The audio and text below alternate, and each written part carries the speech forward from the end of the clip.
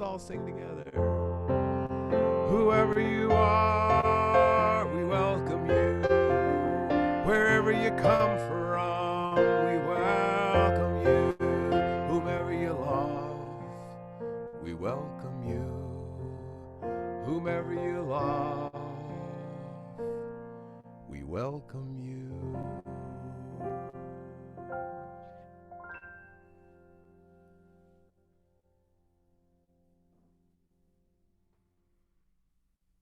Good morning. Welcome to the Unitarian Universalist Church of Kent. I am Reverend Stephen, your minister. Thank you for joining us this morning as we gather virtually once again, a spiritual community seeking to be diverse, inclusive as we inspire love, work for justice, and grow together in community. Helps to unmute. Once again, welcome. Now, as we prepare for our time together, let us take a moment to just breathe. As we do, let's invite the Spirit that is love to be present among us. Today, the Spirit invites us to open our hearts and minds to our call to build the beloved community here among us and out in our world.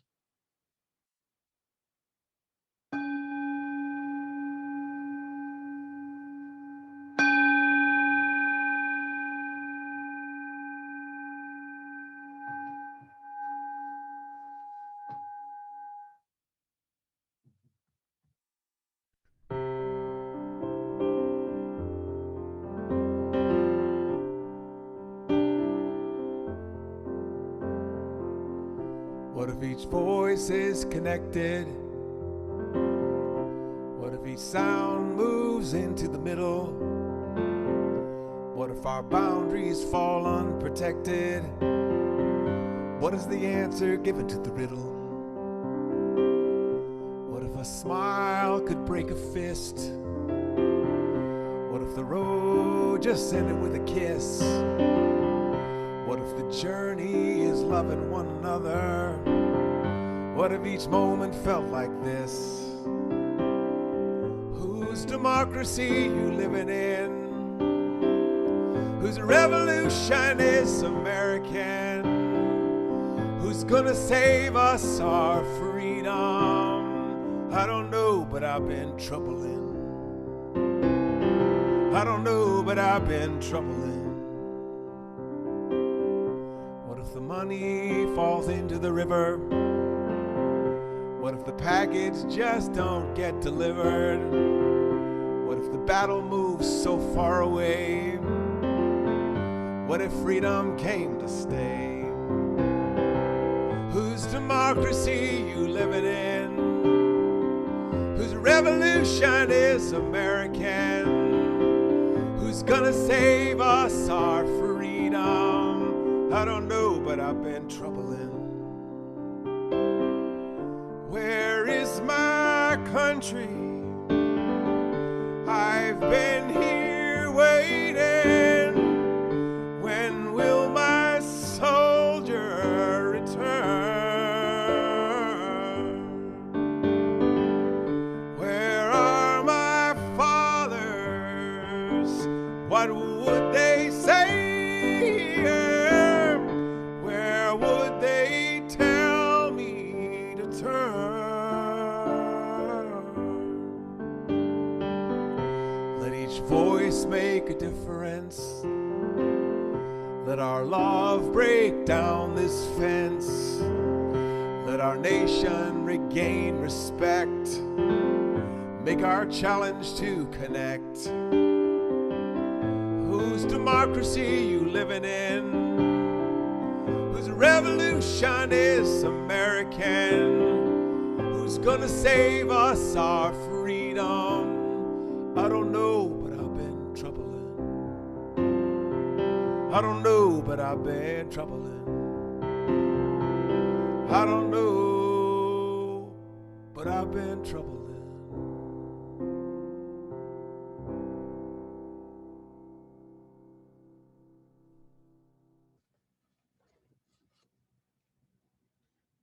Good morning.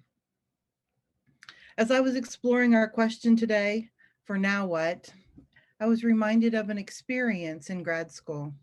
I had to write a paper in which I had to talk about where I'd come from, my family history, to know what I take into relationships.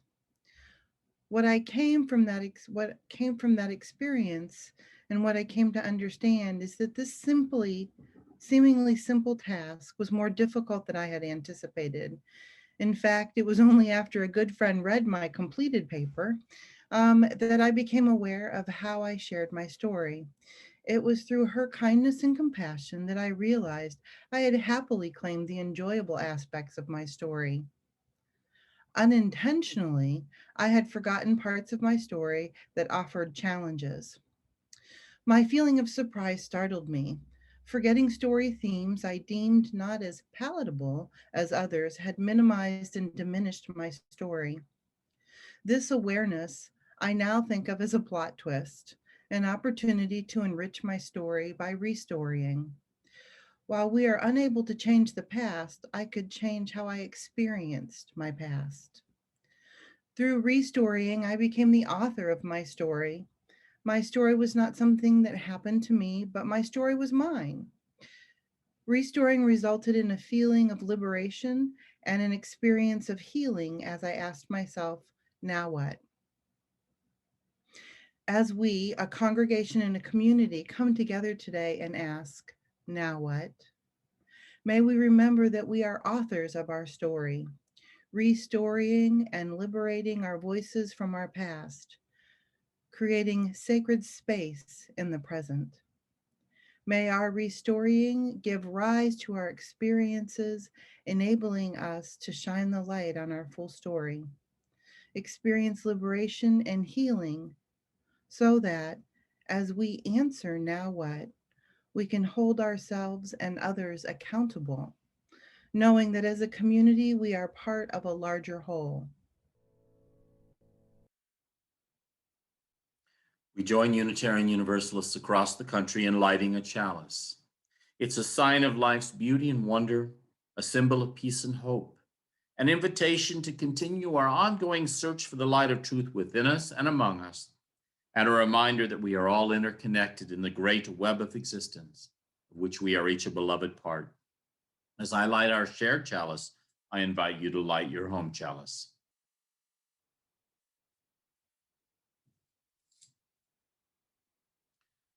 Would you join me now in the words of our congregational covenant? We affirm that each life has brilliance, and joined with others in joyful community has the power to transform. We pledge ourselves and our resources to this journey. This covenant inspires and challenges us to dwell together in right relationship.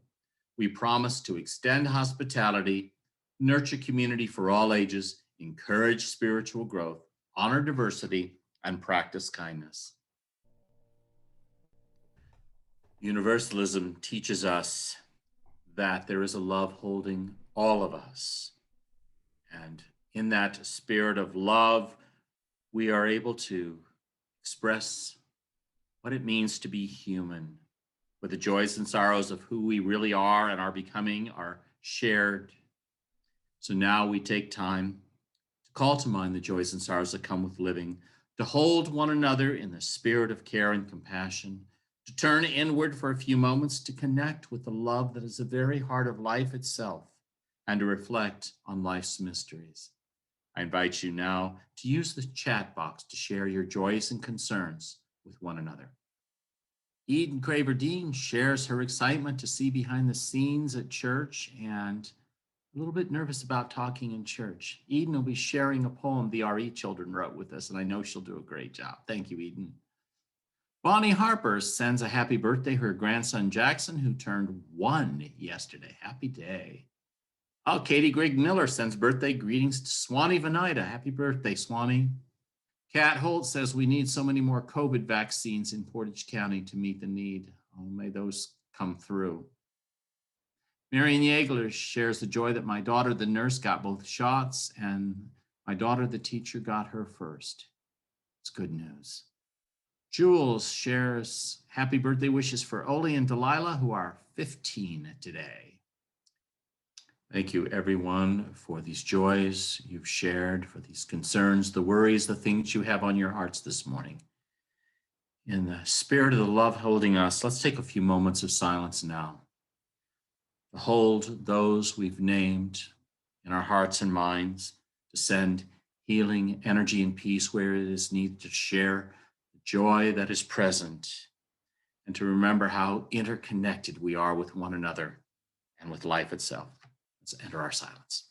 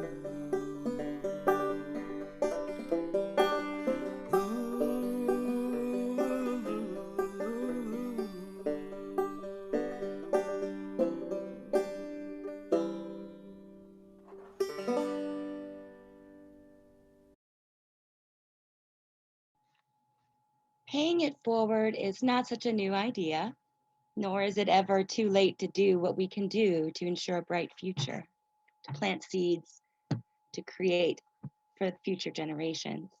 So the story of the almond tree is inspired by a tale from the Talmud and a similar one from Turkey. Let's begin. Talia's face was like a complicated map, full of ridges and wrinkles. Her back was bent over, and when she walked, she shuffled.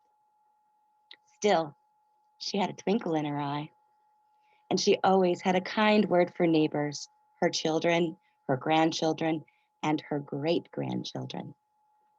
She spent most of her days in her rocking chair, looking out over her garden. If she had a visitor, she'd share memories of the good old days. When she was alone, she'd simply remember to herself, and now and then she would hum a little, or wave her fingers in the air while she sang in her mind. It was during one of those mornings that Talia was alone that she surprised herself by coming up with an ambitious idea. She made a phone call, and a few hours later, the doorbell rang. A delivery man was patient while she slowly shuffled to the door. She directed him to carry the very tall and skinny parcel he had brought to a bare corner of her garden. He kindly helped her find the garden spade and pull a lawn chair over. Then she paid him and waved him off. Slowly, very slowly, she dug a big hole in the ground. It was hard work. Now and then she'd need to sit down and take a break. She'd get back up several times until eventually the hole was just the right size. Slowly, very slowly, she shuffled and rotated the bottom of the tall, skinny parcel into the hole. Kerplunk! She sat back down, inspected it, and was satisfied to take another break. Slowly then, very slowly, she began to push the dirt back into the hole all around the bottom of the parcel. That too was hard work. Over and over again, when she got tired, she sat down on the lawn chair to take a break. Then she'd get back up and start again until the job was finished. She unwrapped the tall, skinny parcel, and there it was. You've probably guessed by now. It was a beautiful sapling tree. She sat down once again to admire it. Right about that time, her neighbor arrived home and poked her head up over the fence. She looked alarmed. Talia, what are you doing? You need to be careful. You planted a tree? That's ridiculous. You could have hurt yourself. Someone your age should not be doing this kind of work. Is that an almond tree? It won't even produce almonds for years. What were you thinking? Talia laughed as she pointed at a very old tree in the opposite corner of her garden. Some of its branches were broken off, others were bent with age. Most of them were bare, even though it was the middle of spring.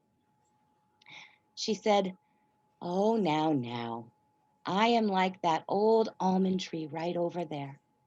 My great-grandmother planted it. I loved to climb it. When I was a little girl, I felt safe there. Then, when I was a young woman, I picked some of its delicate pink blossoms and decorated my hair with them, and I felt lovely." The neighbor began to smile. As usual with Talia, there was no stopping her telling her story. When I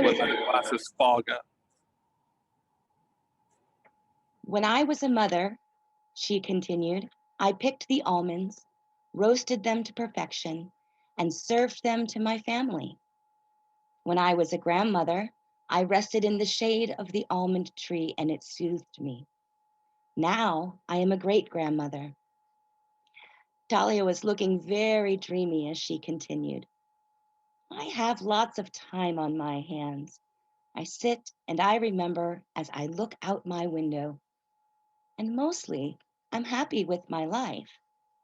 But a little while ago, as I sat looking out into my garden, I realized I had never planted a tree. Never.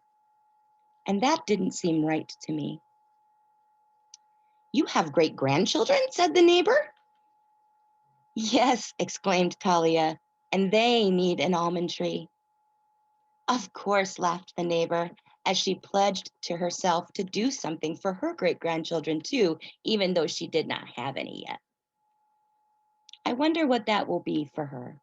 Perhaps she will plant a tree. What do you think? And as for Talia, after planting the tree, she returned to her rocking chair to look out her window and smile. So, dear ones, I wonder what you might plant, either literally or figuratively, to create a more just and peaceful world, and what those blossoms will look like for our future generations. An excerpt from the inauguration poem, The Hill We Climb by Amanda Gorman. And yes, we are far from polished, far from pristine, but that doesn't mean we are striving to form a union that is perfect.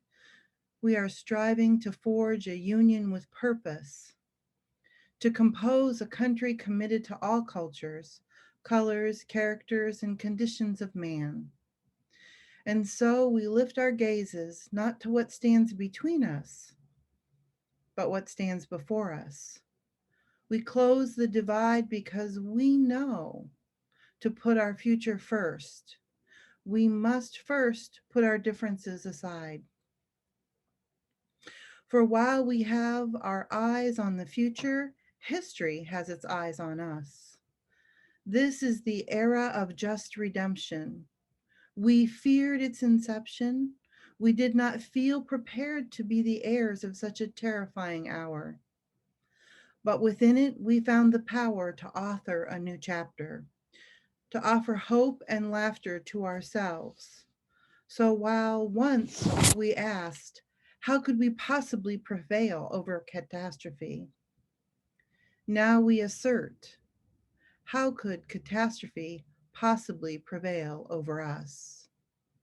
We will not march back to what was, but move to what shall be.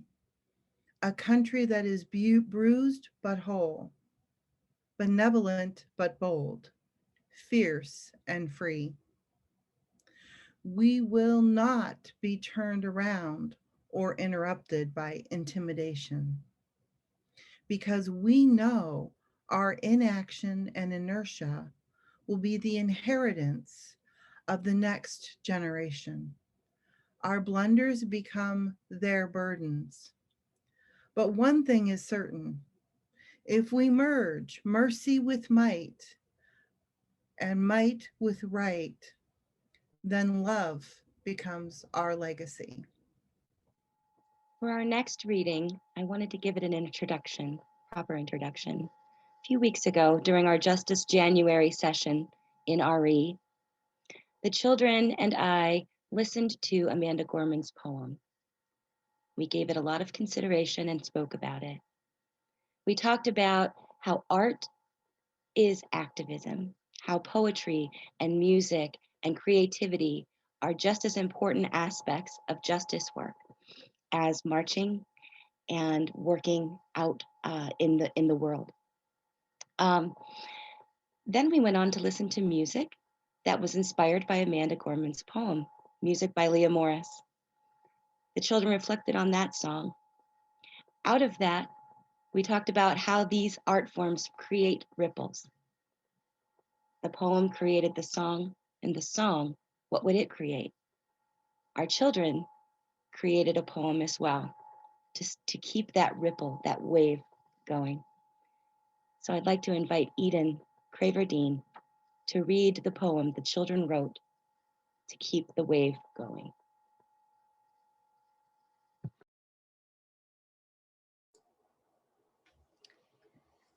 In the world we build, we will focus on Earth because we need a healthy place to live. We will protect our democracy and hold elections by the popular vote. We will stand strong, determined to make the world a better place. In the world we build, we will help the homeless and love our neighbors. We will be the light in the darkness, like the moon and stars. Love will be our legacy. The world we build will be peaceful, curious, interesting. In the world we build, we will know that violence is never the answer, that we can make history with what we do. We will know that we have to respect each other, even if we have different views. We will know that everyone has dreams, and even if you don't reach your exact dream all the way, you can get really close. We will know that we can dream big and work hard for what we dream about. And we will know that we can make history even with small steps. In the world we build, we'll be inspired by artists like Amanda Gorman, who tell us that we can be brave enough to be the light, because America is not broken, just unfinished. In the world we build, there is hope and love, and people are brave to stand up for what they believe in. We will build the world by helping people, expressing ourselves, and helping others. In the world we build, no one is homeless, hungry, scared, or treated unfairly. In the world we build, there will be peace and justice. And we will build our world with love.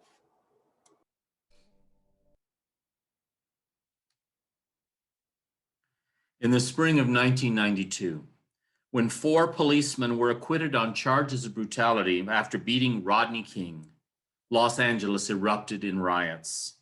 During 6 days of violence and destruction, at one point King said, "People, I just want to say, can we all get along?"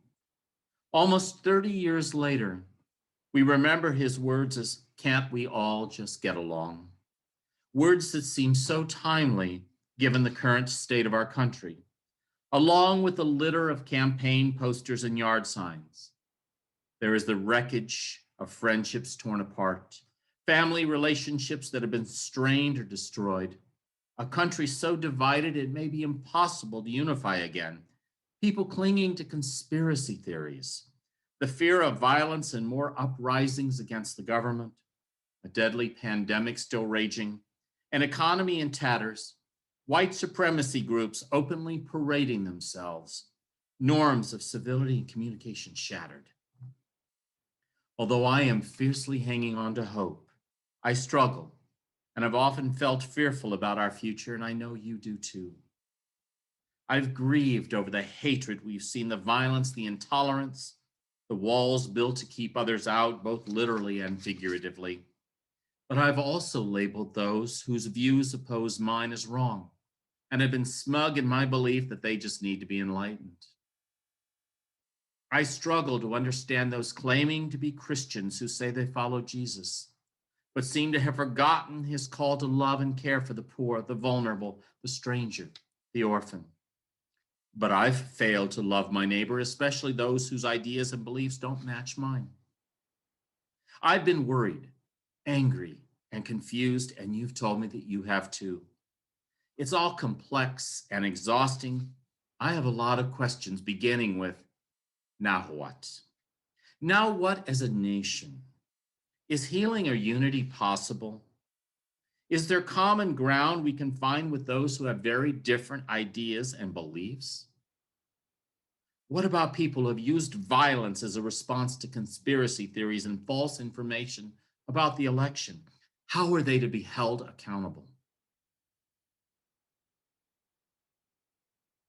Now what as individuals? Can broken family relationships or lost friendships be mended or restored? Are there family members or friends you will never agree with and whose behavior you find so racist or intolerant or devoid of facts that you choose not to be in relationship with them?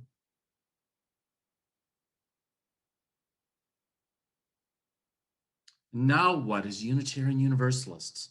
As a faith community, we proclaim the inherent worth and dignity of every person. How does that apply to those who have committed violence? What about practicing justice, equity, and compassion in relationships, recognizing that we are in relationship with every human being, every living thing on this planet? What about our sixth principle that affirms a world community where there is liberty, peace, and justice for everyone? Is the idea of the beloved community a utopian fantasy that can never be real? My colleague, the Reverend David Miller, says, on some mornings I wake up and I just can't understand why the world can't find its way to live together, to raise our families together, to worship in peace without rage against others who believe differently, to make music and art and poems, to create beauty, to share food with abundance, to have deep and wonderful conversations about meaning and love, to explore the farthest reaches of science and things beyond what we currently understand, to share resources in such a way that as many as possible have clean water to drink and access to health care. This and so much more. Perhaps this is what the beloved community is, after all. But is the beloved community expressed by the universalist belief of a love so large no one is excluded? Naive. The easy answer to all these questions is to say, I don't have a clue, and let's keep doing what we're doing. We have a new building to open and furnish. We're a community that takes care of one another and enjoys being together. We are working for racial justice and LGBTQ plus equality. We live in a liberal bubble here in Kent, so we're fine. We're not. Racism, divisiveness, hatred, injustice are all present right here in Kent, and they poison our community. Right outside our doors are people who are lonely, hungry, homeless, struggling with addiction. So now what? Our children know. They are showing us the way. in that beautiful, powerful poem where they said, "In the world we build, we will focus on the earth because we need a healthy place to live. We will protect our democracy and hold elections by the popular vote. We will stand strong, determined to make the world a better place. We will help the homeless and love our neighbors. We will be inspired by artists like Amanda Gorman who tell us that we can be brave enough to be the light because America is not broken, just unfinished. In the world we build," our children say, "we will build the world by helping people, expressing ourselves, and helping others. We will be a light in the darkness like the moon and stars. Love will be our legacy." Thank you to our children for an inspiring vision of the work ahead of us as we answer the question of now what? Let's be realistic, though. We're not going to be able to heal all the divisiveness in our country or solve all of the problems humanity faces. But we can make a difference in Kent, in our corner of the world, in our congregation. If love is to be our legacy, if we are committed to a vision of the beloved community, we've got work to do. Work that calls us out from our comfort inside these walls. Work that involves taking meaningful risks. The work of being the hands and the hearts of transforming, healing love. We will continue to care for each other, to reach out to those among us who are feeling isolated or alone, who are grieving or sick or struggling. But that care is also needed by the greater community. Let's feed those who come to us hungry. Let's offer a welcome and radical hospitality to those who come seeking a message of love and hope. We will keep working for racial justice and struggling for equality and safety for Black, Indigenous, and other people of color. But the world needs to see by our actions that we mean it when we say Black Lives Matter. We'll be out there in the public square raising our voices for our democracy. We'll keep working to be a welcoming congregation, but that means some discomfort as we truly learn how to be a place where LGBTQ+ people are welcomed, are safe, and respected for who they are, including their gender identity and chosen pronouns.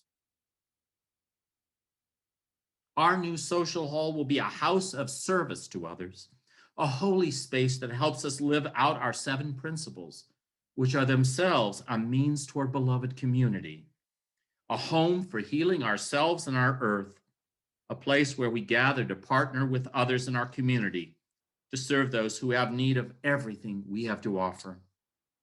And my friends, we have so much to offer.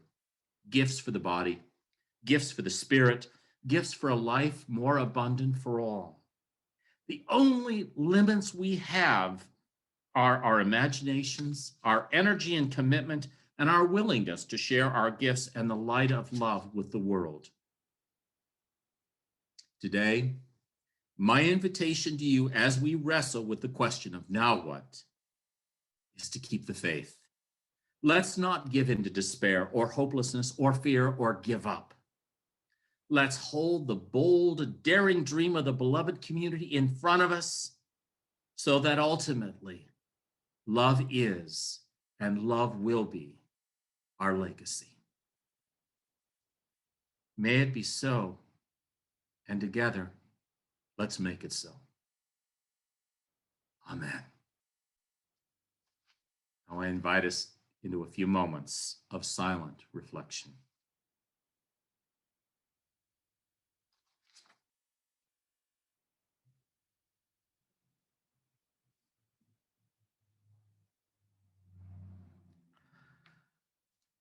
Never have the words, "From you I receive, to you I give, together we share, and from this we live," been more real, more true. In spite of being physically apart, we are strong and thriving as a community and able to be together virtually for worship, for community, for shared ministry, for working toward our legacy of love because of the gifts of money, time and care each of you so generously give. Thank you.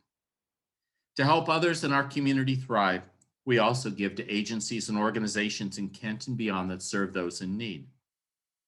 February's special offering is for the Southern Poverty Law Center, the SPLC. This is an organization internationally known for its tolerance education programs, its legal victories against white supremacists, and its tracking of hate groups. The SPLC legal department fights all forms of discrimination and works to protect society's most vulnerable members, handling innovative cases that few lawyers are willing to take. So now, in the spirit of gratitude for the gift of one another and this community and the abundance that makes generosity possible, we give and receive the offering as a sign of our shared commitment to the life and work of this congregation, our vision of the beloved community, and the care of our world.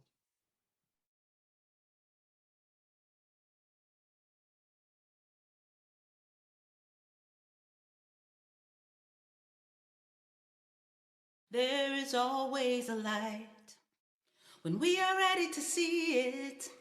There is always a light when we are ready to be it. To see the light, to be the light, to raise our eyes in the dark of night, to climb this hill, together we will. There is always a light in the dark. We are ready to see it. There is always a light in the dark. We are ready to be it. To see the light, to be the light, to raise our eyes in the dark of night and be a gift. Together we will. There is always a light. There is always a light. We are ready to see it. There is always a light. There is always a light. We are ready to be it. To see the light, to be the light, to raise our eyes in the dark of night and be a gift. Together we will. There is always light. There is always dark. There is always light. There is always dark. To see the light, to be the light, to shine in the dark of night and be a climb this hill. Together we will. There is always light. There is always dark. There is always shine. There is always light. Be the light.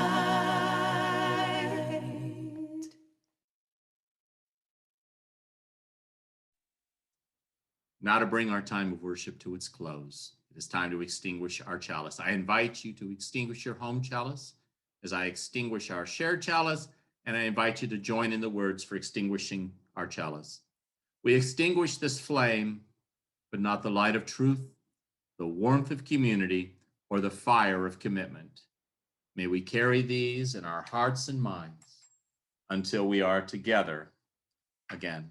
Next Sunday, we're going to tell a story together of a village that builds a meeting hall. To prepare for that, I invite you to create a sketch, do a drawing, a design of the most wonderful, beautiful meeting hall in the world. Let your imaginations run wild, and please send a scan of your sketch to Colleen so that we can share those next week during the design competition in the story.